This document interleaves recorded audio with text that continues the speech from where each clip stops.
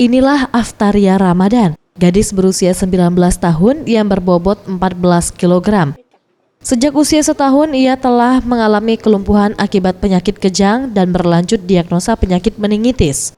Imbasnya gadis ini harus hidup dengan hanya berbaring di kediamannya di Jalan Enim 7, Kecamatan Saku, Palembang. Kebiasaan yang tidak bisa ditinggalkannya adalah kesukaannya berdandan. Dengan bedak dan sisir seadanya, Aftaria pun didandani sama seperti gadis seusianya. Untuk memperkenalkan dengan lingkungan, sang ibu rajin menjemur anaknya di halaman rumah sembari bermain dan selalu berupaya ceria. Erma ingin anaknya mengetahui jika ia dan sang suami Muhammad Fajar sangat mencintai Aftaria Ramadan.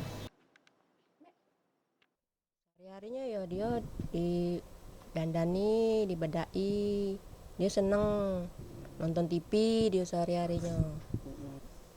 Dia duduk di depan baik, paling dijemur di depan, nyengok ini kembang. Bu, harapan ibu apa, Bu? Harapannya ya kalau ada bantuan untuk dana untuk memperbaiki gizi dia, ya kami terima kasih kami. Kalau ada yang mau membantu dana, mudah-mudahan dengan ini manfaatlah untuk. Sementara dokter puskesmas Dr. Irma Wijaya Kesuma menjelaskan, kondisi Aftaria memang harus mendapat perhatian lebih dan gizi yang baik meski kemungkinan sembuh total kecil. Medisnya sendiri, ternyata pasien ini mempunyai riwayat pernah terkena kejang waktu kecil. Kemudian setelah dibawa ke rumah sakit, ternyata didiagnosa menderita meningitis. Meningitisnya telah selesai, tapi dengan sisa sequel atau kecacatan.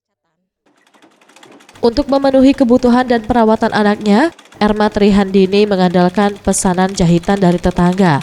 Sementara suaminya bekerja sebagai buruh bangunan. Untuk itu ia berharap bantuan para dermawan. Tim Liputan Sriwijaya TV.